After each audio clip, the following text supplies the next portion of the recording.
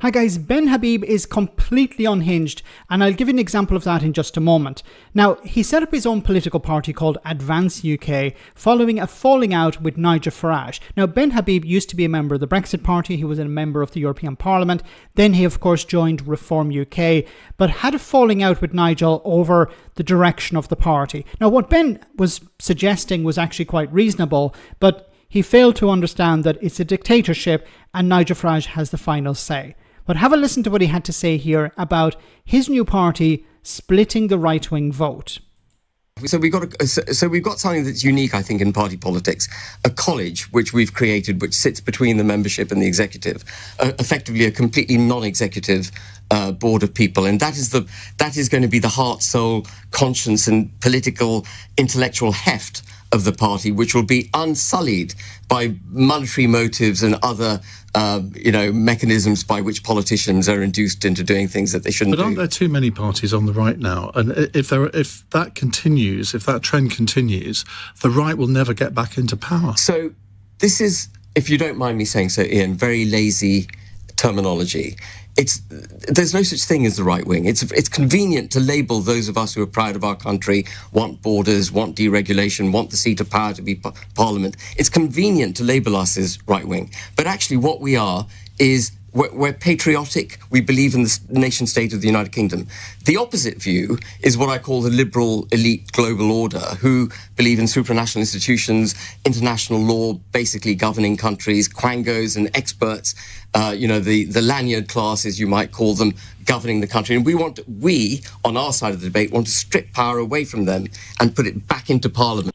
Experts are a disaster. We should have nothing to do with experts. We've heard enough of experts. Okay, but I want to get to the main point here.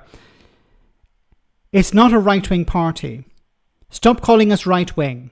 What else do we call you? You are a right-wing party. You came from a right-wing party and your policies are right-wing. Now, he tries to paint them as something else. So are they left-wing policies? Are they centrist policies?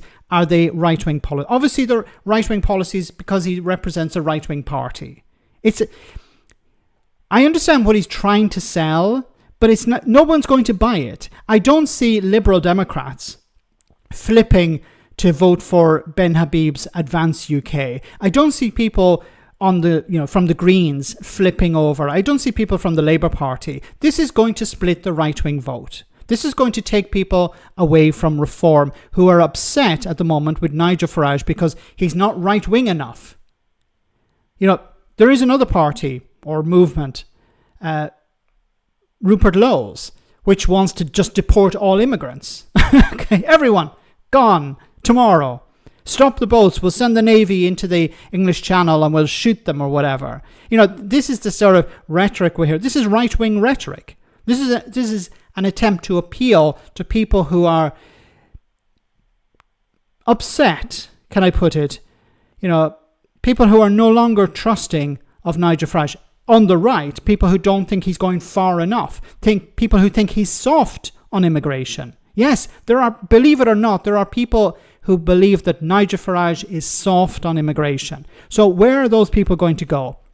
They could go to UKIP, but UKIP is pretty much dead. Or they could go to these other parties like Advance UK or Rupert Lowe's outfit. This is what they want. They see an opportunity to take votes away from Reform. It's a right-wing party. Now, is there a chance that they could deny Nigel Farage a seat in number 10? It's possible, but I don't think so because they don't have the backing that's necessary. Most people have never heard of Ben Habib. Most people have never heard of Rupert Lowe or very little about Rupert Lowe. So it's going to be very difficult for them to get traction like Farage does. And, Farage is really good at using the media. He's very good at using politics. He's very good at engaging in politics, I should say. He's very good at manipulating people. Ben Habib is not.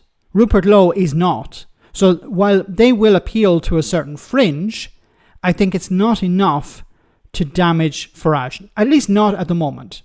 This could change over time, depending on how much media coverage they get, depending on what sort of financial backers they receive.